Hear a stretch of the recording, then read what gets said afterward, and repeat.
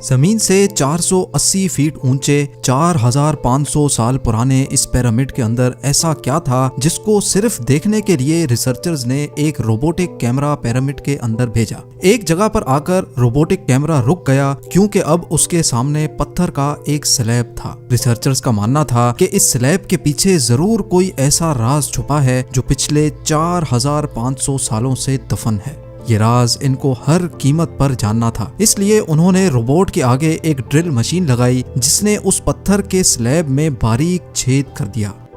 अब इस छेद के अंदर एक कैमरा भेजा गया जिसने स्लैब के उस पार एक ऐसा मंजर देखा जो पिछले 4500 सालों से किसी ने भी नहीं देखा था। जेम टीवी की वीडियोस में एक बार फिर से खुशामदीद। नाजरीन, मिस्र यानी इजिप्ट में टोटल 138 ऊंचे तरीन पिरामिड्स मौजूद हैं जिन्होंने पिछले हजारों सालों से दर्जनों अर्थक्वेक्स और कई खतरनाक तूफान का सामना किया। लेकिन मजाल है इनमें से कोई एक भी इधर से उधर हुआ हो। इनमें से सबसे ऊंचा और बड़ा pyramid the great pyramid of Giza कहलाता है और इस पिरामिड की बेस का एरिया 13 एकर्स है। यानी इस पिरामिड के अंदर हैरत अंगेज तौर पे एक दो नहीं बल्कि पूरी 9 फुटबॉल फील्ड्स आराम से फिट आ सकती हैं। एक एस्टीमेट के हिसाब से इस पिरामिड में टोटल 23 लाख बड़े बड़े पत्थरों का इस्तेमाल हुआ, जिनमें से कई पत्थरों का वजन 50 टन भी था। अगर इसके टोटल वजन का अंदाजा लगाया जाए तो इस पिरामिड का वजन 60 लाख टन है, जो 12 बुर्ज खलीफा के वजन के बराबर बनता है।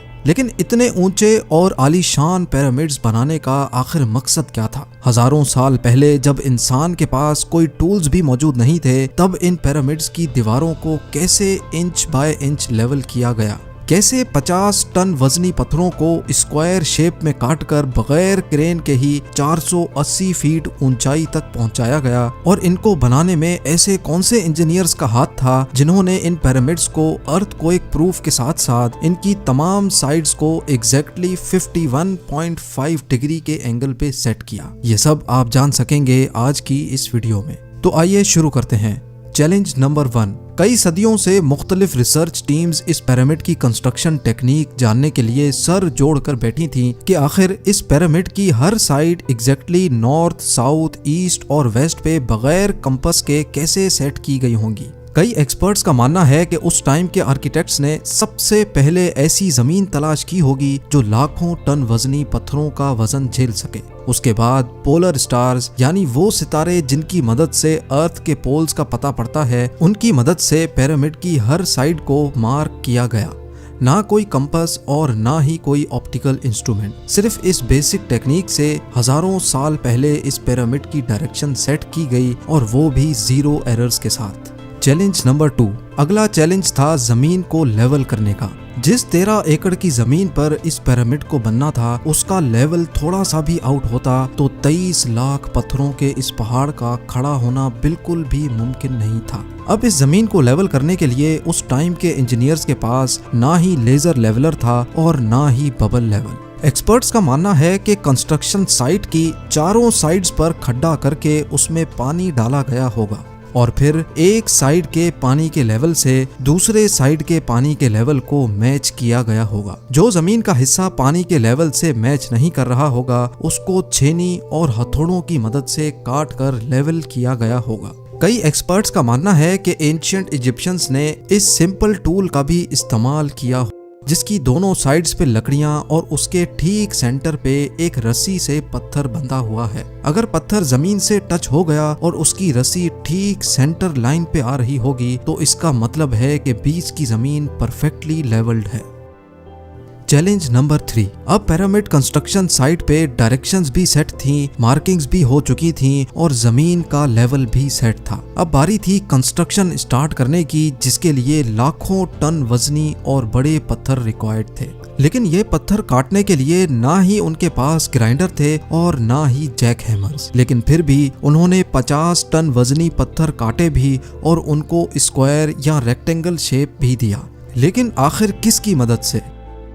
जी हाँ, यही वो सिर्फ एक टूल था जिसकी मदद से पत्थरों को काटा गया। एक्सपर्ट्स का मानना है कि पिरामिड की कंस्ट्रक्शन पे इस्तेमाल होने वाली छेनी सिर्फ कॉपर से ही नहीं बनी थी, क्योंकि उनको भी ये बात मालूम थी कि कॉपर नरम होता है और पत्थर नहीं काट सकता।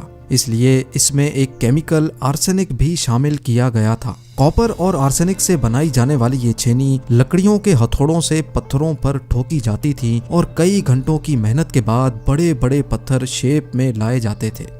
Challenge number 4। अब चूंकि ये खास किस्म का पत्थर जिसको आज लाइम स्टोन कहा जाता है, उसकी कटाई पिरामिड कंस्ट्रक्शन साइट गीजा से 250 किलोमीटर दूर टोरा के शहर में हो रही थी। अब मसला था ये पत्थर गीजा तक ट्रांसपोर्ट करने का। हर एक पत्थर 50 टन यानी 50,000 केजी के बराबर था, जो तकरीबन 3 पैसेंजर बस के वजन के बराबर बनता है। और ऐसे 23 लाख पत्थर सिर्फ एक पिरामिड में इस्तेमाल होना थे। इतना ज्यादा वजन ट्रांसपोर्ट करने के लिए ना ही उस दौर में कोई जानवर काम आ सकता था और ना ही उनके पास ट्रक्स मौजूद थे। हत्ता कि अगर आजकल के जदीद दौर में भी ये काम करना पड़े तो ट्रांसपोर्ट कंपनीज को अच्छा खासा टफ टाइम आएगा। हैरत अंगेज तौर पे ये काम वर्कर्स और कश्तियों की मदद से किया गया। जी हाँ, टोरा और गीजा के दरमियान मौजूद रिवर का फायदा उठाया गया और बड़ी बड़ी कश्तियों में पत्थर लाद कर पिरामिड साइट पर पहुंचाए गए। एक्सपर्ट्स का मानना है कि ये काम इतना आसान नहीं था। शिप्स में इतने बड़े पत्थर की लोडिंग और अनलोडिंग में कम से कम भी 500 मजदूरों की आर्मी एक ही वक्त में लगाई गई होगी। Challenge number 5। जो एक्सपर्ट्स की टीम्स पिरामिड की कंस्ट्रक्शन पर रिसर्च कर रही थीं, उनको अब अपने कई सवालों के जवाब मिल चुके थे, लेकिन एक बात उनको हर वक्त सता रही थी कि लाइमस्टोन कट भी गए, ट्रांसपोर्ट भी हो गए और कंस्ट्रक्शन के दौरान एक के ऊपर एक लगना भी शुरू हो गए। मसला ये था कि पत्थर इतनी ऊंचाई तक आखिर पहुंचाए कैसे गए होंगे। कई एक्सपर्ट्स का मानना है कि पिरामिड की कंस्ट्रक्शन से पहले ही ये प्लान कर लिया गया था। या तो ये स्पाइरल ट्रैक के जरिए ऊपर गए होंगे या फिर जिग जैग तरीके से, लेकिन ये बात तो तय है कि 50,000 केजी के पत्थर ऊपर मजदूरों की आर्मी की मदद से ही खींच कर गए होंगे। Challenge number 6। बात सिर्फ लाखों मजदूरों छेनी हथौड़े से लाइमस्टोन काटने और इतने बड़े पत्थरों को ट्रांसपोर्ट करने की ही नहीं थी। इस पिरामिड के अंदर कंपार्टमेंट्स, उनके अंदर जाने का रास्ता और कई छोटी छोटी सुरंगें भी बनाई गई थी। बाकी सब चीजें तो ठीक थी, लेकिन एक चीज एक्सपर्ट्स को हैरान कर गई और वो ये थी कि अंदर के कंपार्टमेंट्स में जो पत्थर इस्तेमाल हुआ था वो लाइमस्टोन नहीं बल्कि ग्रेनाइट था। जी हाँ, ग्रेनाइट एक ऐसा पत्थर है जो डायमंड के बाद दुनिया का सबसे सख्त तरीन स्टोन माना जाता है। आजकल के मॉडर्न दौर में भी ग्रेनाइट बड़े बड़े ग्राइंडर्स की मदद के सिवा काटा ही नहीं जा सकता। दुनिया भर से कई आर्कियोलॉजिकल एक्सपर्ट्स को पिरामिड का विजिट भी करवाया गया, लेकिन किसी को भी इस बात का सुराग नहीं मिला कि 4500 साल पहले इजिप्शियंस ने ग्रेनाइट जैसे ठोस पत्थर को इतनी सफाई से कैसे काटा था। आखिरकार कई सालों के बाद एक्सपर्ट्स ने इस मिस्ट्री को भी सॉल्व कर दिया। इजिप्शियंस ने ग्रेनाइट को इतनी सफाई से एक ऐसे आरे से काटा था जिसके दांत ही नहीं थे। जी हाँ, बगैर दांतों वाले इस आरे के दोनों साइडों पर वजन डालकर इसको ग्रेनाइट पर चलाया जाता था और बीच में बजरी डाली जाती थी। एक्सपर्ट्स का मानना है कि इस तरीके से इतने बड़े पत्थर को काटने में 4 महीनों का वक्त लग जाता था। आखिरकार पिरामिड्स बनाने का मकसद क्या था? इन पिरामिड्स को बनाने में कितने मजदूर एक ही वक्त में काम करते थे? और रोबोटिक कैमरा ने जब पिरामिड के अंदर पत्थर के स्लैब में सुराख किया तो उसके अंदर वो कौन सा मंजर देखा गया जो पिछले 4500 सालों से किसी ने भी नहीं देखा था? ये सब और इससे भी ज्यादा आप जान सकेंगे इस वीडियो के पार्ट 2 में। आप लोगों के प्यार भरे कमेंट्स और लाइक्स का बेहद शुक्रिया। मिलते हैं वीडियो के अगले शानदार पार्ट में।